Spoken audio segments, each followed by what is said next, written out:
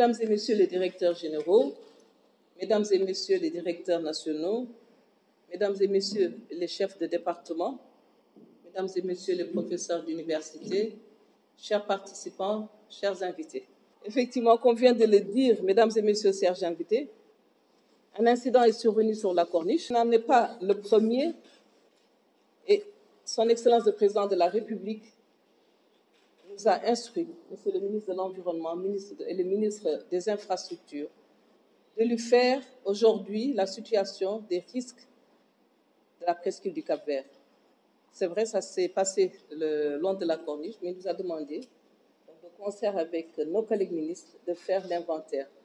Quoi de plus normal que de penser d'abord à vous, ma chère famille et la famille du Président de la République, parce que ce sont des phénomènes géologiques. En effet, de par sa position géographique, la presqu'île du Cap-Vert, dont les limites restent en réalité à définir, est soumise au courant marin qui l'expose à une érosion marine perpétuelle à travers le temps. Et je pense que ça, aujourd'hui, il y a un programme qui est en cours avec le ministère de l'Environnement, donc le projet WACA, qui prend en compte ces problèmes de rivage et de problèmes du littoral. De même, la remontée du manteau sous la presqu'île et l'amincement de la croûte terrestre ont favorisé l'apparition de plusieurs fractures et des éruptions volcaniques entre le tertiaire et le quaternaire. Rongée à l'ouest par l'océan Atlantique et reposant sur une croûte amincie, la presqu'île du Cap-Vert est sujette à une instabilité certaine que l'éboulement ces derniers jours d'un talus de la Corniche est venu nous le rappeler. La presqu'île, dont l'évolution est intimement liée à l'ouverture de l'océan Atlantique, est menacée par plusieurs phénomènes tectoniques et géomorphologiques. En effet, le Cap-Vert est traversé par un réseau de failles dans deux directions.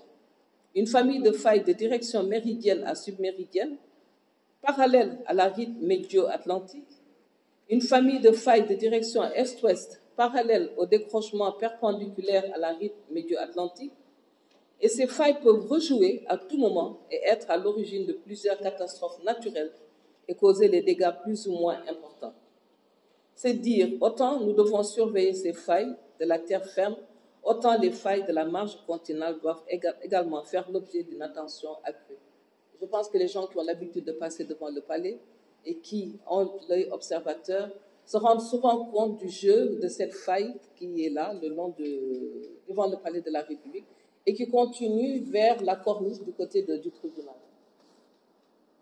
Ainsi, Mesdames et Messieurs, chers invités, sans être exhaustive, de nombreuses questions nous interpellent aujourd'hui. Est-il possible de cartographier ces failles et de les hiérarchiser selon leur dangerosité? Quels sont les édifices stratégiques construits à l'aplomb de ces structures? Avec l'absence des failles dans le plateau continental, existe-t-il des risques de tsunami? Les risques liés aux phénomènes tectoniques sont plus spectaculaires, mais l'assise géologique intervient aussi dans les risques géologiques du Cap-Vert. À l'Éocène, la sédimentation avait débuté par des limons dits de l'hôpital et des argiles dans la région de Dakar, qui sont visibles tout le long de la Corniche, derrière le palais présidentiel. Ces formations argileuses, bien connues pour leurs propriétés gonflantes, ont des effets néfastes sur ces édifices. Y a-t-il un risque d'instabilité sur les édifices construits au-dessus des formations argileuses? L'eau, le vent, les structures géologiques ont façonné le relief et l'homme dominateur est venu, selon les besoins, remodeler le paysage en essayant de stabiliser les talus, de modifier plus ou moins intensément la topographie du milieu, d'extraire à tout vent des matériaux géologiques sans contraindre les lois de la nature. Il urge de faire un diagnostic exhaustif de ces talus le long des corniches et des falaises du littoral. Les régions de Dakar et Thiès sont affectées par une tectonique cassante, avec un découpage complexe en Horst et Graben, d'ouest en est. Le Horst de Dakar est séparé du Horst de Ndias par le Graben de Rufisque. Cette dépression, durement affectée par les actions anthropiques, avec l'extraction des matériaux de construction, tels que le sable, tels que le calcaire, habitat dans des lits de rivières fossiles, occasionne l'inondation de centaines de maisons chaque hivernage. Comment éviter ces événements? À ces phénomènes géologiques s'ajoute le réchauffement climatique, avec son corollaire, l'augmentation du niveau de la mer. Dans l'histoire géologique de la presqu'île du Cap-Vert, la tête de la presqu'île a été détachée du reste vers moins 3000 ans. Comment empêcher une réédition de l'histoire? Il est vrai que l'échelle géologique n'est pas celle de l'homme. Les formations géologiques ont mis des millions d'années à devenir ce qu'elles sont aujourd'hui.